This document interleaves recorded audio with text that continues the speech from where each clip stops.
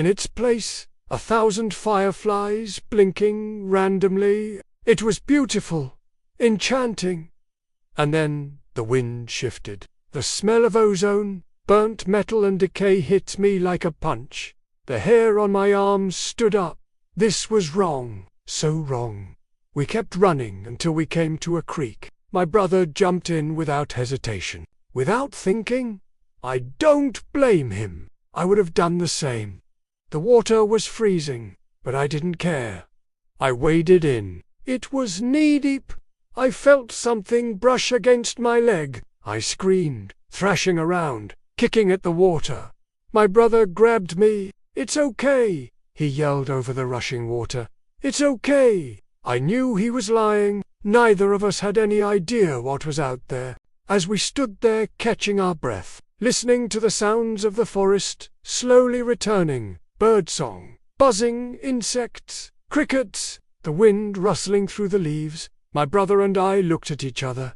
We both had this wild look on our faces, eyes wide, mouths opened slightly. We were both scared, confused, and excited. It was one of those moments where you know your life will never be the same. After a while, we decided to go back. We figured whatever was out there would be gone by morning, and if it wasn't, well, we'd just run again. We dried ourselves off, made some breakfast, poured some coffee.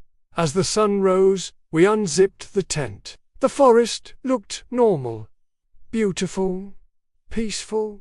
I scanned the area for any signs of the night before, but there was nothing. No crashed spaceship, no blue light, no burnt trees. It was like it never happened.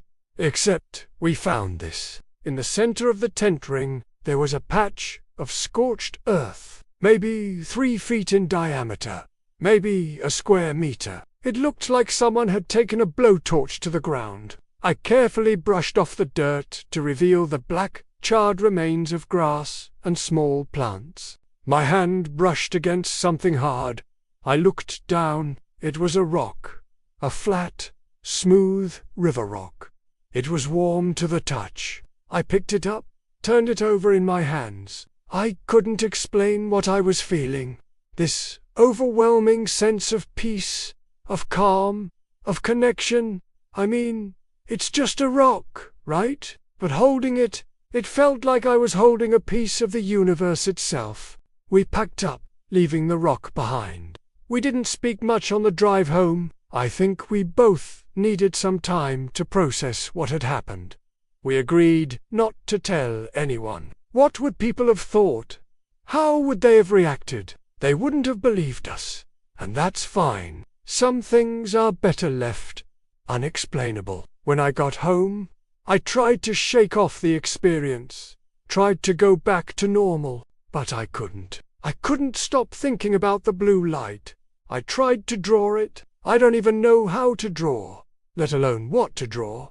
So I just ended up, all that day, I walked around with a sense of peace, of calm. I couldn't explain it. I told my wife about it that night. She listened patiently, then she smiled. "You know," she said, "you've always been a bit of a space cadet, and that was that." But I couldn't let it go. I couldn't stop thinking about the blue light. It called to me. It felt like a part of me was missing, like something inside me had awakened. I wanted to go back, but my wife wasn't having it. "No way," she said.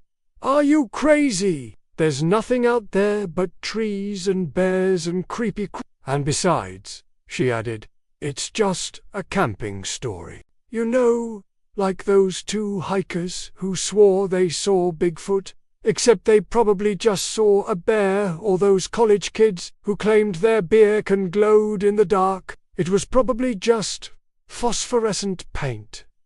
And I thought about that. Maybe she was right. Maybe it was just a camping story. So I did what anyone reasonable would do. I bought a metal detector, a high-end one used mostly by professional archaeologists and treasure hunters. I mean, it was just a hunch, a feeling, but I had to check it out. I headed back to the Beartooth Wilderness and retraced our steps. But it was a false alarm. I didn't find anything unusual. No strange rocks, no buried treasure, no evidence that we'd ever been there. It was frustrating. I mean, I spent all that time and money for nothing. Or was I really onto something here? Had I discovered something truly extraordinary only to lose it, letting it slip through my fingers like sand? And what if something dangerous was out there? What if it was watching me, waiting for me to return? I didn't find what I was looking for, but I did find this. A perfect campsite, secluded and private, surrounded by towering trees. It was like the forest itself had rolled out the welcome mat. So I pitched my tent and settled in for the night. I built a fire, roasted some marshmallows, gazed up at the stars. It was amazing. I felt a sense of peace, of belonging. This is what it meant to be alive. And then I heard it. A twig snapped. I froze. Was I imagining it? I strained to listen. Another snap. There it was, again. Something was out there. It was getting closer. I could hear its breathing. It was almost on top of me. I reached for the flashlight, my heart pounding in my chest. And that's when I saw it. A pair of glowing eyes staring at me from the darkness. I don't want to scare you, but it looked like I tried to move on. I got a new phone. I deleted the old notebook. I blocked out the memories. But they didn't go away. The dreams came back stronger. Not just lights or shadows now, but faces. Long, stretched faces. Eyes, too black, too deep, like falling into a hole that never ends. They didn't talk. They didn't need to. They just stared, like they were measuring me, figuring out what part of me to keep. One night, I woke up standing outside, barefoot, middle of the street, 3:41 a.m. The door was locked behind me. No keys, no idea how I got there. That was the night I knew. This isn't just trauma. This is still happening. I reached out to Tyler. He never responded. When I finally went to his house, his mom told me he moved. No forwarding address. Just vanished. Then Nate's number stopped working. His Instagram deleted. It's like they're erasing us, one by one. I tried posting about it on Reddit, got 300 upvotes in an hour. Then the post disappeared. Account banned. My email? Locked. My phone glitched and restarted. You ever hear your name come through a speaker when nothing's connected? I have. More than once. Last week, I saw a man standing outside my job. Grey hoodie, hands in pockets. He wasn't doing anything. Just watching. But every time I blinked, he was closer. First across the parking lot, then near the dumpsters, then right outside the window, then gone. That night I went home and all my clocks were flashing 3:41 a.m. Even the ones I never set. I don't know what they want. I don't know why us. But I feel it coming to a head. Something big, something final. If you're watching this, save it. Download it, because one day I might disappear like Tyler and Nate. But if I do, know this. They're real. They're here. And they never left. Hello? Hello? Are you out there? Can you hear me? Are we alone? Why are we alone? I remember her face, tearing apart at the seams. The night she died.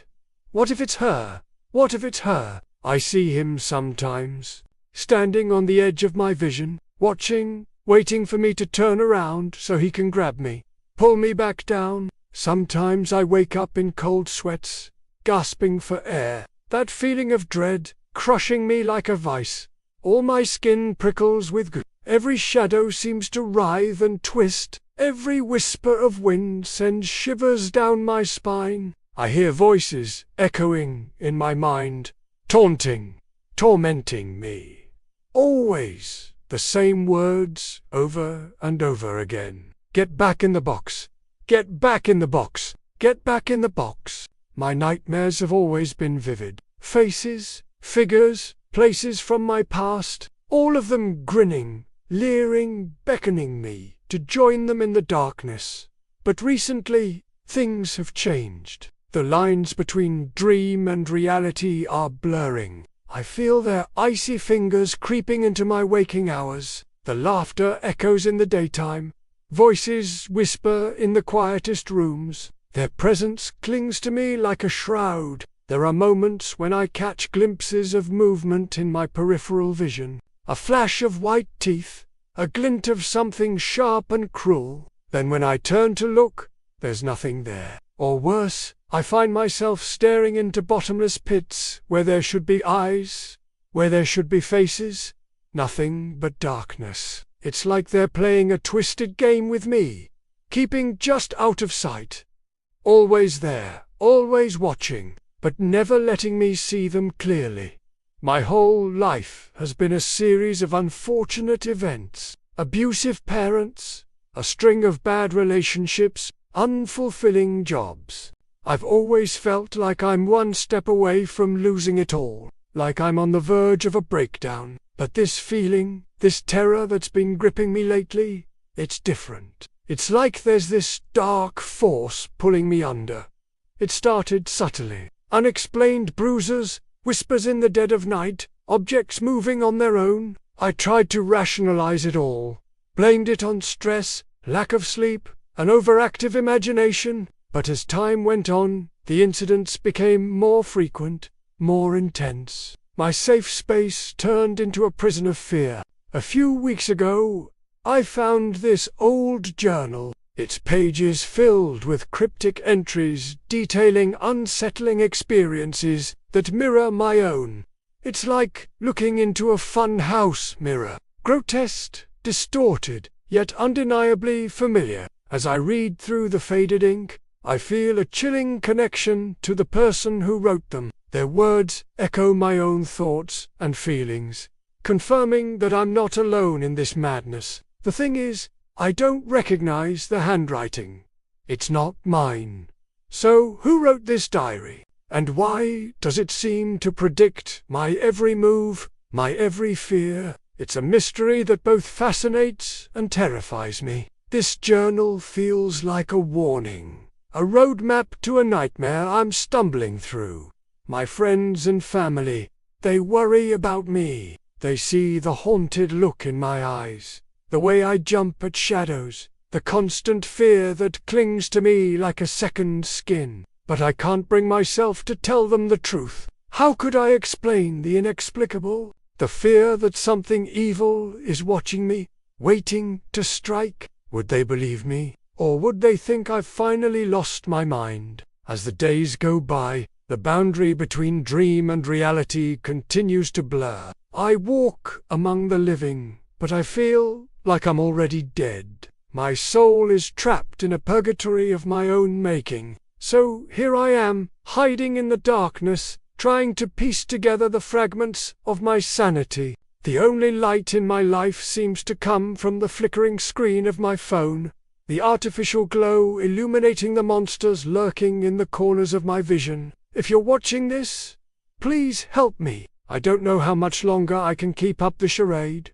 The weight of their gazes, it's becoming unbearable. I feel like I'm drowning in a sea of despair, and I don't know if anyone will be there to save me. If I disappear, if you find this video, if you find my story, please believe me. What I'm experiencing, it's real. And the darkness, it's closing in. Every time I try to escape their clutches, they pull me back into the abyss. I see them waiting, patient, relentless. They're a part of me now, whether I like it or not. I've tried everything to break free.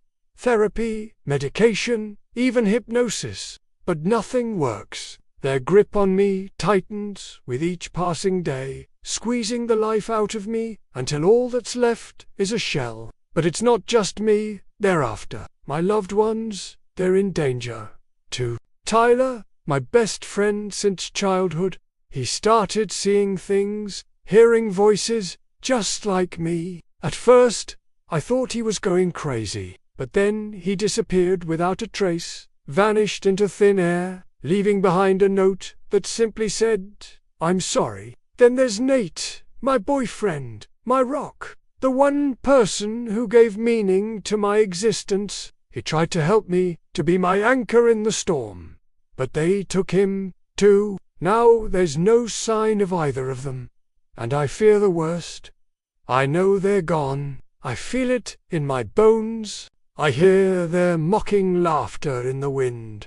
Their whispers taunting me, telling me I'll join them soon. As I sit here in the suffocating darkness, I realize the gravity of our situation. We're not dealing with ordinary forces here. There's something ancient, something sinister at play, something that thrives on fear and despair.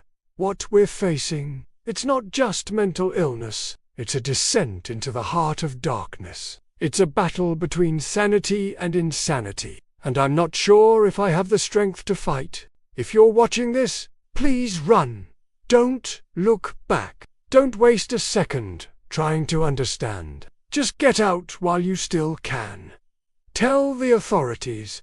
Tell them everything. They won't believe you, but you have to try. This world is teetering on the edge of oblivion. And if I had to choose between saving myself and saving humanity, I wouldn't hesitate for one moment. If this is the end for me, I hope it's not the end for you. Keep fighting.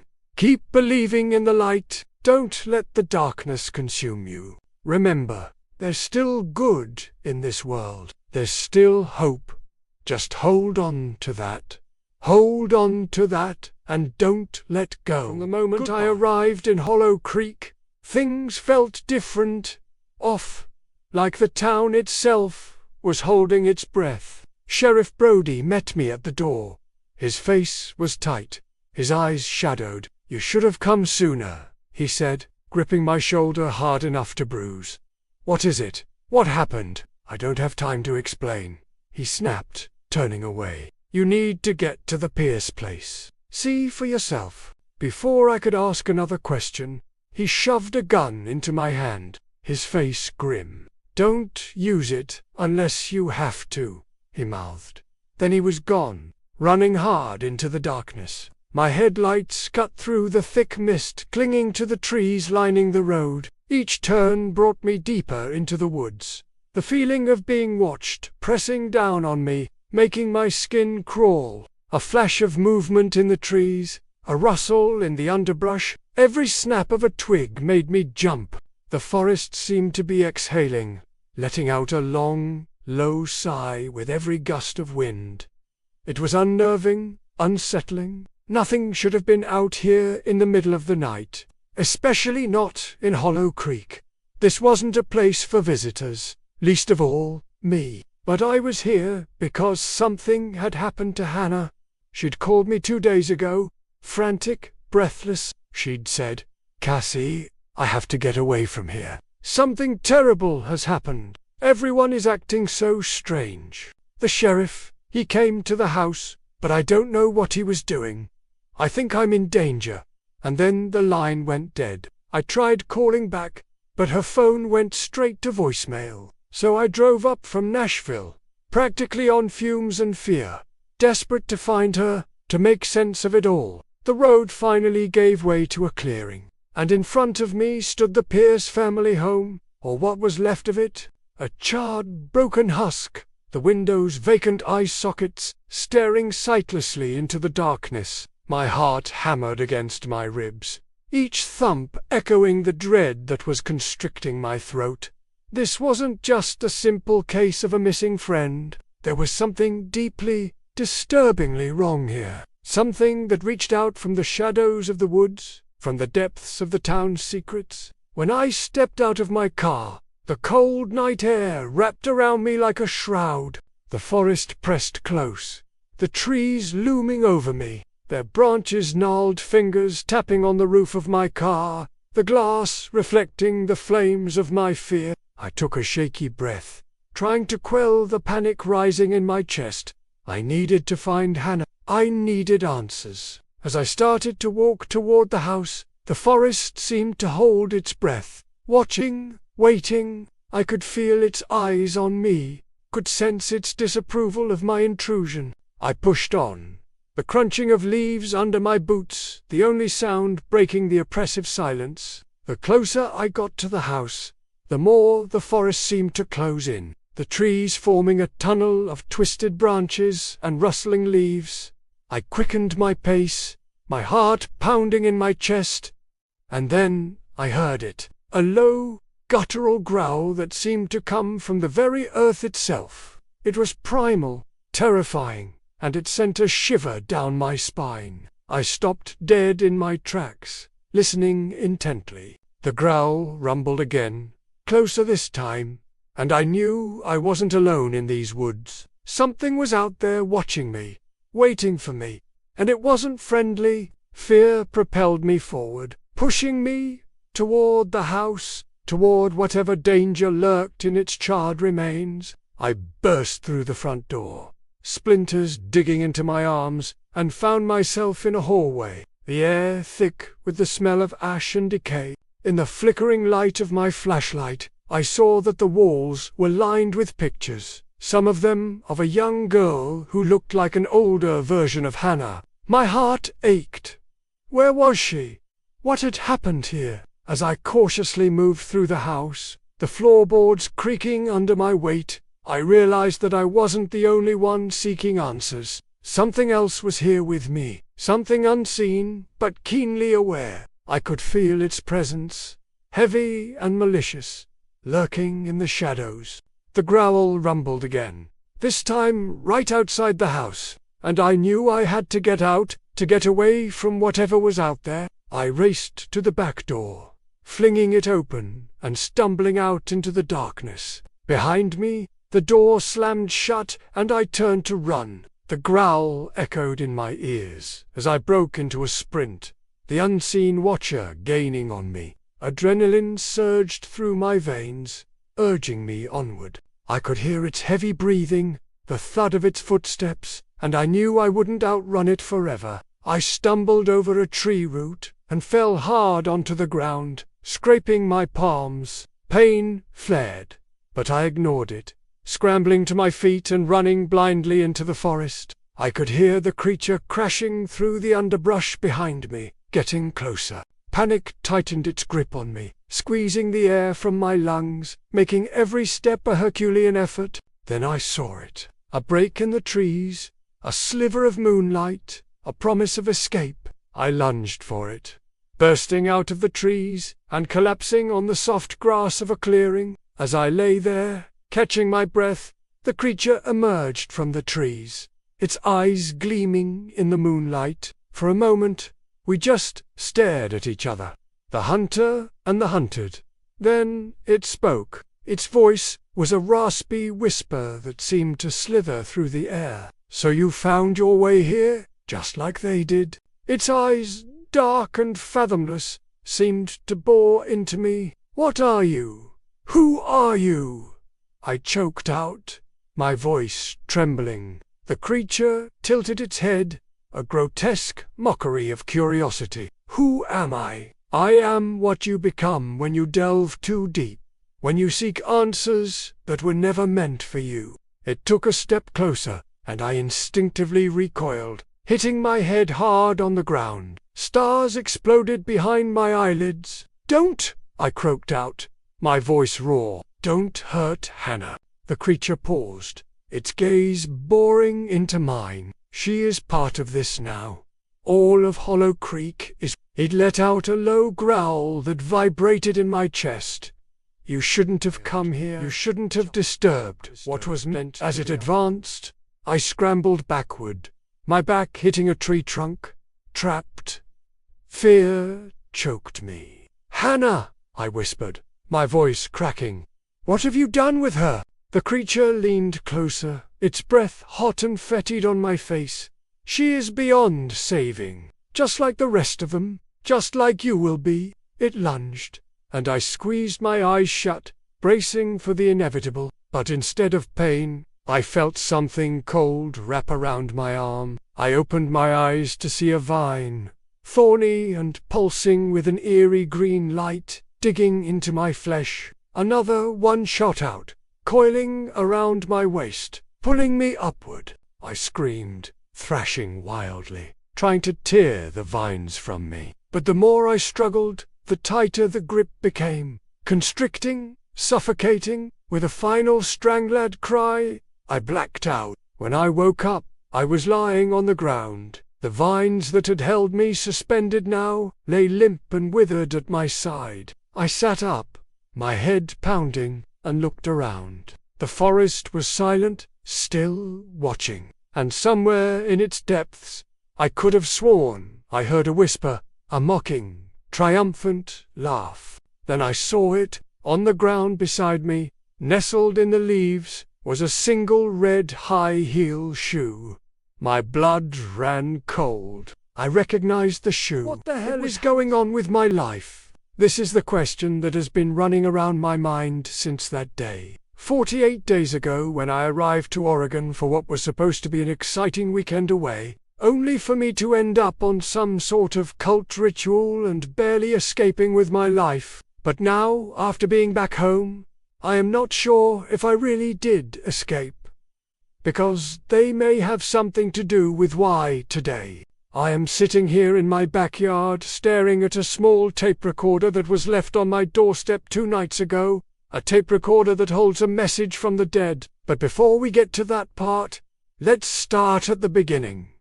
When I first met Hannah, she was my world. I knew it then, but I didn't listen to that feeling, to that instinct.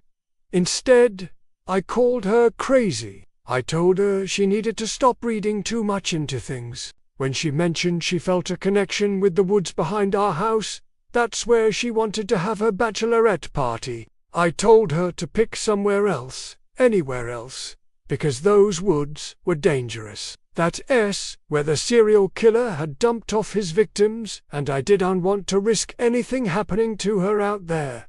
But she wouldn't listen. She wanted to go there. So, the night before her wedding, we went into the woods, and the creepy crawlies came out. We ran into a clearing, and there was a cave. We all laughed. Hannah loved it. She said it was perfect. I told her she was nuts, and then she kissed me. It was a good kiss. Better than most I'd had in a while, and it made me forget about how scared I was.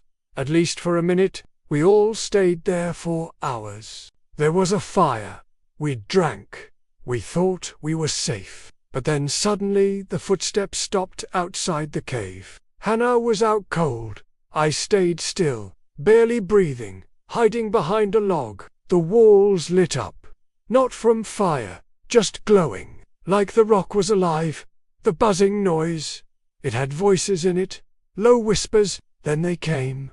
3 of them. They moved like shadows. Tall and thin. See-through skin. No faces. One reached for Hannah. Its arm splint into thin wires, and then touched her forehead. She froze, mouth open, eyes wide, not blinking, not breathing. Then it looked at me, and everything went black. I woke up floating. I couldn't move. I couldn't speak. I was just stuck. I wasn't alone. There were other people there. I could feel them screaming inside their heads, their emotions, their fear. It was deafening. Then the buzzing started again, and once more the voices. They reached down and pulled me up. Higher and higher I floated, until I could see everything. They didn't cut me, but they did look inside me. They pulled out my thoughts, memories, secrets. I don't know what they did with them. Maybe they were erased, or maybe they became part of their own. I don't know. Then I saw things, flashes, Hannah's face, melting, smiling. I don't know how to describe it. Then I saw me, or what I think was me, watching myself, and then a voice inside my head said, "You asked for this." Something stabbed into my chest. It didn't hurt. It just pulsed like a second heart. I remember thinking how strange that was, how I should feel pain, but I didn't. Then everything went black again. I woke up and I was back in my tent. The fire was out, the ground was wet, and Hannah was gone. I ran out of the woods, called her name, but she didn't answer. I found her phone. It was smashed. I called the police. I reported her missing. I've been waiting for them to find her body ever since. But so far, nothing. Today is day 48.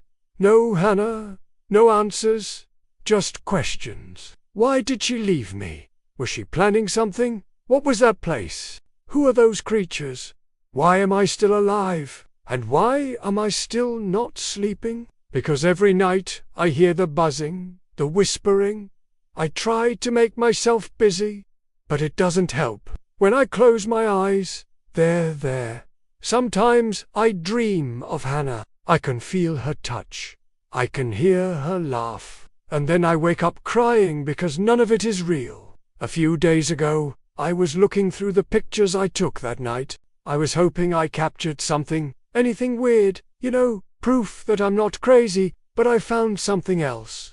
When I showed the photos to the police, they said it was probably just the lighting in the cave. But when I look at it, I see a shadow figure in the background. It looks like the same ones from my nightmares. I tried to tell the police about the glowing rocks, about the voices, but they didn't want to hear it. They said I was upset, stressed. They kept telling me I'd done enough damage to my life already, and that I should unmake things worse by making up some fantasy story about cults and shadow people. So I stopped talking to them. It must have been 2 nights ago when I heard a knock at the door. It was late, maybe midnight. My heart started racing. I looked out the window, but no one was there. I didn't answer the door. I didn't have to. When I opened the door, there was a box sitting there, small, wrapped in black plastic. I knew not to touch it, but I did. Inside was a tape recorder. That's all. When I got home from work today, it was still there. I almost threw it out, but something made me listen. I pressed play. The tape was from Hannah. Her voice was shaky, tired. She said, "It's happening again. They're coming back." I don't know what to do. I turned the recorder off and started pacing. I tried to make myself believe it was a sick joke, that someone had put the tape together using an app, but deep down, I knew it wasn't. And then the second tape started playing. It was the same voice, but different person. Oregon was just the start. Then I heard footsteps outside my door. I pressed the recorder off and slowly crept towards it. But when I looked out the peephole, there was no one there. I checked the porch. Nothing. So now I'm here, sitting in my backyard. The fire's gone out. The air is filled with this burned smell. I haven't slept in 7 days. I keep hearing the buzzing in my ear. And when I look down, I see that my arm is covered with these strange markings. They weren't there when I woke up. I tried to show them to the cops, but they just gave me a weird look. "You're sure you haven't been drinking?" All I know is that whatever is happening to me, Hannah was a part of it. And now, wherever she is, she's in danger. I have to get to her before it's too late. And whoever put that box on my doorstep, whoever is doing this to me, they want me to find her. Maybe if I can get to her first, I can save us both. But I need help. I just don't know who to ask. I think I need to go back to the woods. I think I need to see them. Yeah, that's it. I need to go back. Thank you for listening. Do you believe in ghosts? If so, then check out this video next. Or if you want something else, hey everyone, click here. We have so many amazing, scary stories told by people just like into today's video. Please remember to subscribe and leave us a like. Let's get right into the story. Snatched at my coat as I raced through the woods, desperate for cover. Behind me, the TV newscaster's voice echoed. 3 days ago, Park Ranger Hannah Wells disappeared during a routine patrol in the Redwood National Park. Search teams have yet to find any sign of the missing woman. I pushed aside a thick curtain of vines, breaking into a small clearing, the firebreak. Here I stopped to catch my breath. It was here, hidden amongst the ancient trees, that I knew I'd find her. I'd spent the last 24 hours combing through miles of dense forest, following every lead, talking to everyone who had even the slightest connection to Hannah, and still I hadn't found her, but I knew I was close. I could feel it deep in my bones. As a paranormal investigator, I don't normally concern myself with missing persons cases, but Hannah was different. Our paths had crossed several times over the past year. She'd attended some of my lectures, even tagging along on a few investigations. Most recently, she'd assisted me in my investigation of the Lady in White, a ghost who haunts the Humboldt Bay. Hannah had wanted to make the most of her time off between ranger shifts, soaking up as much knowledge as possible. She was eager to learn, and although I'd never admit it to her, I'd enjoyed having such an enthusiastic apprentice, especially after she'd helped me capture audio evidence of the Lady in White's spirit. I'd finally convinced her that there really were ghosts, but now Hannah was missing, and no one seemed to care. The police had labeled it a missing persons case, but the signs pointed to foul play. Her truck was found abandoned near a secluded part of the Avenue of the Giants. Witnesses claimed to have seen her talking to a strange man. The sheriff had interviewed everyone in the area, but they couldn't offer up any helpful information. All leads had gone cold, and if I didn't find Hannah soon, the search would be called off. When I first arrived at the firebreak, the wind had been whipping through the tall trees, creating an eerie whistling sound that reminded me of a lonely wolf's howl. Now the wind had died down, leaving behind an unsettling silence. As I scanned the dark woods, listening intently, I heard a snap. I whirled around to face the noise, my heart pounding against my ribs. Nothing. Just the shadows growing longer in the gathering dusk. Then I heard it again, a soft crackling, coming from just beyond the line of trees. I crept forward, my senses on high alert. Then I saw it, a thin wisp of white smoke rising slowly into the air. Relief flooded me. I found Hannah. I raced through the trees, pushing aside branches that clawed at my face, my pace quickening as I drew closer. I burst into a small clearing and froze.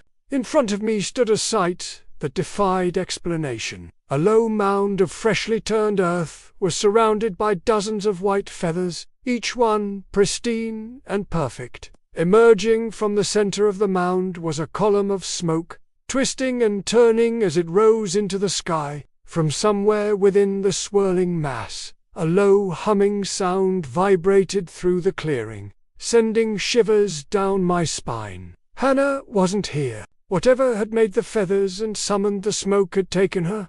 And whatever it was still here. I took a hesitant step forward, my eyes glued to the writhing column of smoke. As I moved, the branches parted overhead, revealing a sliver of pale moonlight. It illuminated more of the clearing, showing me a large circle of crushed leaves and dirt surrounding the mound. And in the middle of it all, a single black feather lay half buried in the soil. I reached down to pick it up. It felt warm to the touch, and as my fingers brushed against its surface, a jolt of energy surged through me, propelling me backward. I stumbled, falling onto the soft earth. Instinctively, I scrambled away from the clearing, desperate to put as much distance between myself and the mysterious sight as possible. As I ran, the sound of my own ragged breathing filled my ears, masking all other sounds. But then, just as suddenly as it began, the humming stopped. Silence descended once more, and in the quiet, I heard a voice, soft and lilting like a mournful song. I couldn't stop thinking about the tape. Hannah's voice. It didn't sound scared. It sounded changed. I needed answers, so I went back. Same woods, same trail. This time, I brought gear: camera, knife, flashlight, Geiger meter. At first, everything looked normal. But the deeper I hiked, my gear started acting weird. No service, compass spinning. The Geiger meter ticked louder the closer I got to the ridge. Then I found it. A perfect circle in the forest. No trees. Grass dead, like something massive had landed there. In the center, a metal hatch, half covered in moss. It hummed when I got close. I touched it. Instantly flash of light. My ears popped. My vision blurred. Then I saw the stairs, going straight underground. I knew I shouldn't go down, but I did. Each step echoed. The walls were metal but warm. Lights pulsed along the path, red, blue, red, blue. Then I heard it, breathing. Not mine. Deep, slow, wet breathing. I turned the corner, and there it was. It wasn't a ship. It was a lab. Glass tubes. People inside them, floating, eyes open, still alive. Some looked like Hannah. Some looked like me. I backed up fast, but then the lights cut. Dark, pitch black, and a voice said, "You came back too early. That was 3 days ago." I woke up back at home. No memory of leaving, but my camera's full of footage. Only static and one clear shot. Me, standing in the woods, smiling, with Hannah beside me, her eyes all black. Thanks for watching. What do you think happened to the narrator? Let me know your thoughts in the comments below. And as always, thanks to everyone who supports us. Your support really helps keep this channel going. If you'd like to learn more about our support options or to support us, please visit our support page. If you enjoy these sorts of creepy stories, be sure to check out our podcast, where we publish exclusive terrifying tales from listeners like you. Thanks for watching, and we'll see you next time. This video is about a nightmarish experience they say they went through. So let's hear it. It was 2008. My boyfriend and I were looking forward to our yearly trip to an electronic music festival held during the summer solstice. We arrived at the campsite early Friday morning and set up. The festival started that evening and lasted until Sunday afternoon. Saturday was our main day. The concert was amazing, and after it ended, some friends and I wandered off in search of a party. We found one in an abandoned warehouse with a small crowd of mostly older guys, 30 plus. We drank, danced, and chatted until around 4 a.m. when we decided to go back to the campsite. On the way, we passed by a field used for parking campers. As we walked across the field, we noticed some people running and playing tag between parked campers. Me and my 2 friends joined in. We played until we reached our camper, which was parked near the edge of the field. Inside, my boyfriend was asleep. I told him we just played, and he said okay. I changed into shorts and a tank top and got ready for bed. 5 minutes later, he woke up and we went to sleep. In the middle of the night, I was awoken by screams. Someone was screaming my name over and over again. "Shayla, Shayla!" I woke my boyfriend up and asked him if he heard that. He said no and fell back asleep. Minutes later, I heard it again. Closer this time. I sat up. The screams were right outside our camper. The wind was blowing hard, making the trees sway, and it sounded like someone was being murdered just outside our camper. Terrified, I grabbed my boyfriend's arm. This time the voice was right outside the camper yelling, "Help me, Shayla, help me." I started banging on the side of the camper, yelling, "Get away, get away." After what seemed like hours, but was probably only a few minutes, the screams stopped. I don't know how long we spent sitting there listening, hugging each other and waiting for whatever was out there to pass by, but finally we fell back asleep. When I awoke, it was to the sound of birds chirping. The sun was shining in through the windows of the camper. My boyfriend was awake and sitting on the edge of the bed looking shaken. He said he had a horrible dream about me getting kidnapped, and he kept waking up throughout the night to the sounds of screams and my panicked voice calling for help. I told him I had a dream too, but I don't remember what it was about. I felt so drained and upset. I just wanted to go home. We started packing up, ignoring the screams that echoed across the field. My friends came by to see if we were up and ready to go to breakfast. They told us they also heard screams in the middle of the night, but they assumed it was a couple having a fight or something. We all piled into my friend's car and drove toward home. When we reached the toll road leading out of the camping area, we stopped. I noticed that my camera bag was missing. It was on the ground beside the camper when we left, but now it was gone. I turned to my boyfriend, who was unusually quiet and pale. He said he didn't see it. I asked if he could go back and look while we waited here.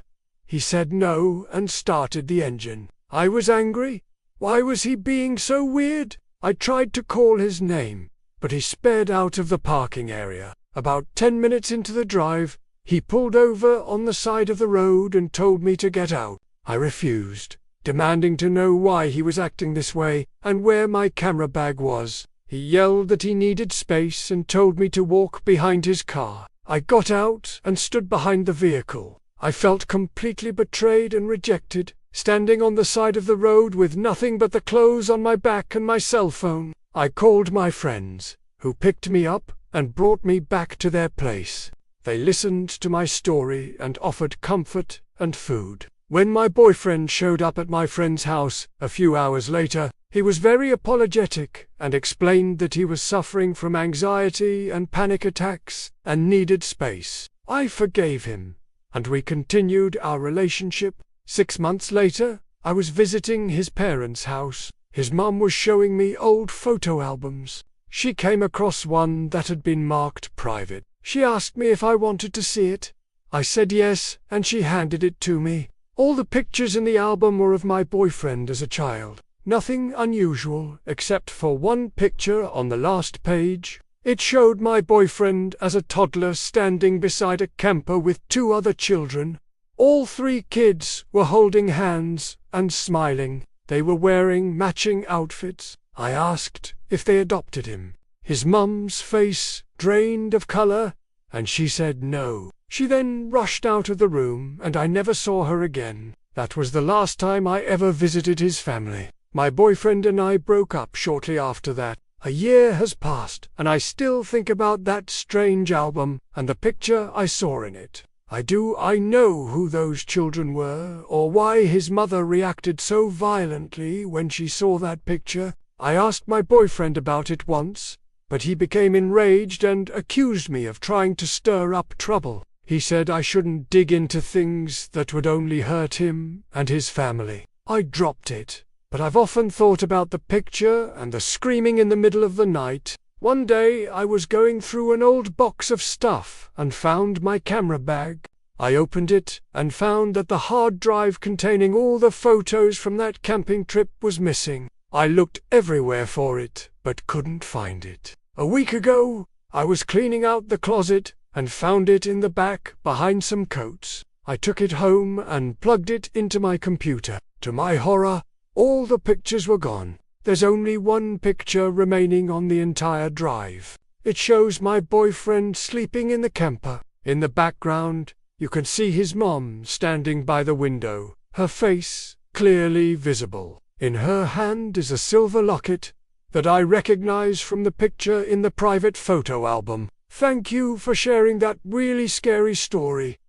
What do you think happened in that story? Let me know in the comments below, because I can't wait to hear your thoughts. If you like this type of content, be sure to subscribe and leave a like, as it really helps us out. Be sure to share this with your friends, and if you want to hear more stories like this, check out this playlist right here. Until next time, I'll see you later, with more nightmares, screaming. Subscribe for more. But I never saw my body again. I don't know where I went, only that something was watching us, and it wasn't human. I've never told this story publicly. I've always felt like something was still listening, still watching. It happened when I was 19. A storm was building over our neighborhood park while 5 friends and I played frisbee. Thunder cracked, the wind picked up, and rain started to fall in thick drops. Then I heard it. A strange, buzzing hum deep and electric, like a power line snapping inside my chest. I looked up, and everything froze. Time didn't slow. It stopped. My friends stood frozen mid-motion. One guy was wiping his face, frozen like a glitch in a paused video. Then flash. A light exploded in the sky, blinding white, and I felt something slam into my chest. Then nothing. Not black, void.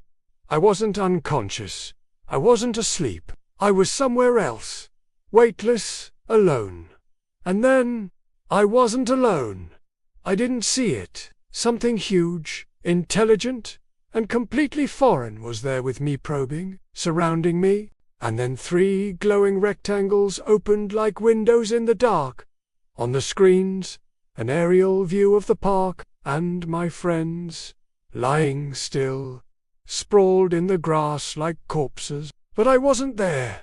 I wasn't on the ground. My body was missing. It wasn't a dream. I saw everything with unnatural clarity, like reality turned up past 4K. I could see the wrinkles in my friend's shirt, but I wasn't there. Then something moved behind me in the void. A figure, human-shaped but wrong.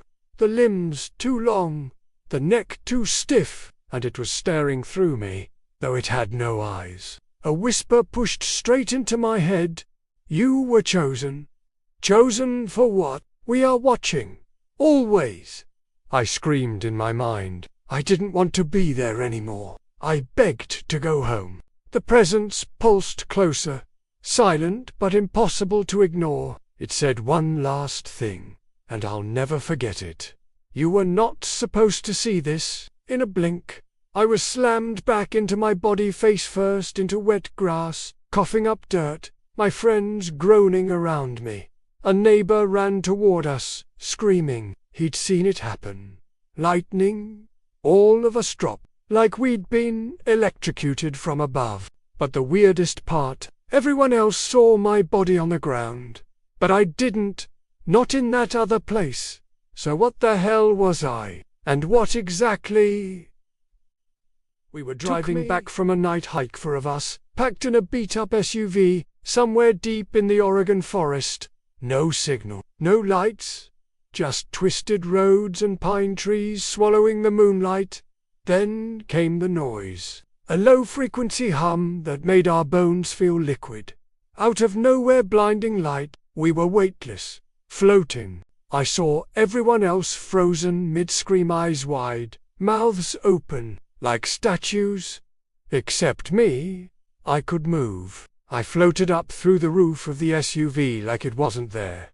The forest vanished. The light consumed everything. And then I wasn't me anymore. I woke up, back in the car. Seatbelt on, everyone else gasping like they'd been holding their breath for hours. But something was wrong. They were acting like my friends. But their eyes, blank. Too blank, like someone had downloaded the memory of my friend, but forgot to install the soul. Then I looked in the rearview mirror. That face staring back at me. Not mine. The bone structure, the eyes, off by inches. The nose wrong. The hands different scars. My voice deeper. Slower. Alien, I screamed. I begged them to tell me what happened. But they just stared and smiled. A week later, I went home. My parents didn't notice a thing, but my dog wouldn't come near me. It howled all night and wouldn't eat until I left. I found a scar behind my ear. Circular, metallic, like something had been installed. I haven't slept right since, and every night at 3:33 a.m., I hear static coming from inside my closet. They didn't abduct us. They started with a hum. Low, vibrating, unnatural. I was alone in my truck off a back road near Fort Klamath, Oregon. Middle of nowhere. I'd stopped to sleep, but woke up to the windows glowing blue. I got out to check. There was something floating above the trees. Metallic, no sound. Just hovering. Then a light hit me. I couldn't move, couldn't breathe. I was being pulled up, not lifted, dragged. I don't remember how I got inside, but when I opened my eyes, I was lying on a cold metal slab, naked, straps around my wrists and ankles. I tried to scream, but my voice was gone. There were things, tall, thin, pale, almost translucent, big black eyes. But the smell, it smelled like burnt meat and copper. One of them leaned over me. Its skin shimmered like oil in water. It pressed a finger to my chest, and I felt a needle slide into my neck. Blood filled a glass tube. It wasn't red, it was black. They hissed to each other in clicks and moans. Then they showed me something. A body, not mine. Human, torn apart, floating in a glass tank. Its eyes were open. Its chest was cut open, organs exposed, like some twisted anatomy class. And then I realized they were comparing us. I saw charts, X-rays. They were studying how we die. I started convulsing, screaming inside my mind, and just like that, I was back in my truck, throat raw, shirt soaked in sweat. My wrist had a puncture. The clock said only 10 minutes past. But outside, tire tracks circled my truck. I didn't think things could get worse until I heard it. A low hum started vibrating through the air, almost like the world itself was groaning. The light outside wasn't just hovering anymore. It was pulsing. My windows rattled. My dog, who never barked, started howling like something ancient was calling to him. Then the power cut out. Pitch black. No hum of electronics, just the sound of that deep pulsing and my own breathing. I grabbed a flashlight, but it barely lit more than a foot in front of me, like the air itself was swallowing the light. And that's when I saw them. Outside, in the field behind my house, figures, 3 of them, not walking, gliding, tall, slender, skin so pale it almost glowed blue in the dark. Their heads were long and narrow, no visible eyes, but somehow I knew they could see me. I backed away from the window, but I already knew I was the reason they were here. A sound exploded in my skull like radio static, turned up to a scream. I dropped to my knees, clutching my ears, but the pain wasn't in my ears. It was inside me, like they were reaching through my mind, looking for something. Then I blacked out.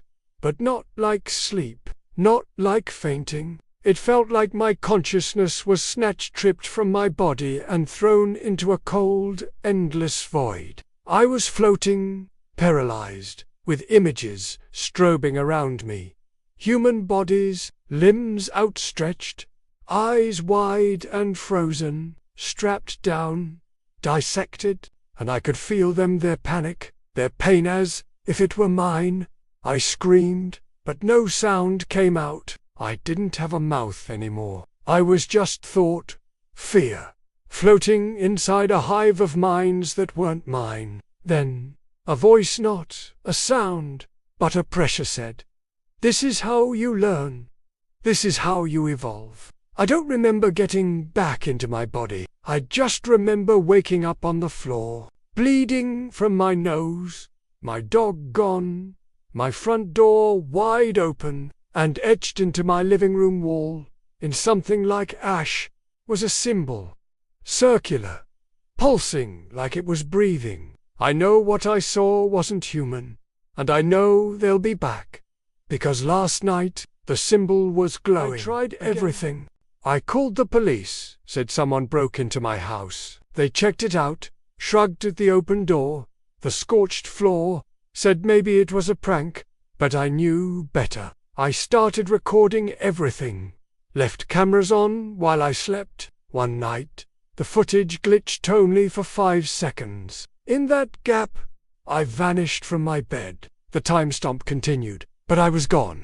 When I woke up that morning, I had dirt under my fingernails. My car was running in the driveway. and in the back seat was something I didn't put there, a photo. It was me, strapped to that metal table, eyes open, blank. A drip bag hanging beside my head, and in the corner of the image, just barely visible, was another me. Watching, smiling. They didn't just take my blood, they took a version of me. I've seen him since. In reflections, in dreams. Once, across the street, at 3 a.m. standing still under the streetlight, wearing my face.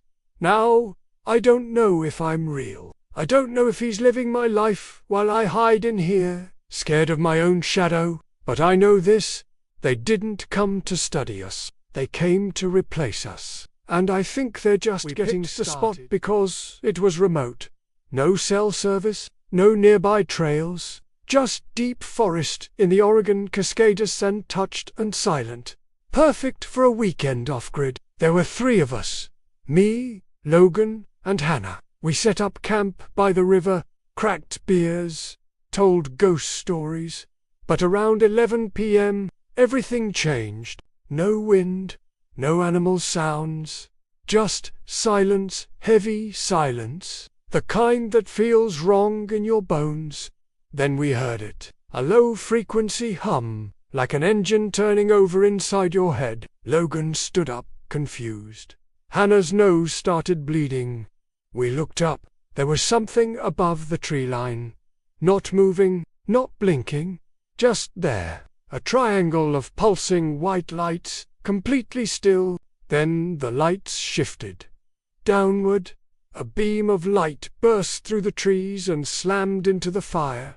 Pit no heat, no smoke. The flames just vanished. And then Logan was gone. Gone. We turned, and he just wasn't there anymore. No sound, no scream. Just empty air. I shouted his name, ran toward where he stood and found his boots. Still laced up, still warm. Hannah started sobbing. The light was crawling across the ground, toward us like it was alive. We ran. But we didn't get far. Something was waiting beyond the trees. If you like this type of content, be sure to subscribe and leave a like, as it really helps us out. Be sure to share this with your friends, and if you want to hear more stories like this, check out this playlist right here. Until next time, I'll see you later, with more nightmares, screaming. Subscribe for more.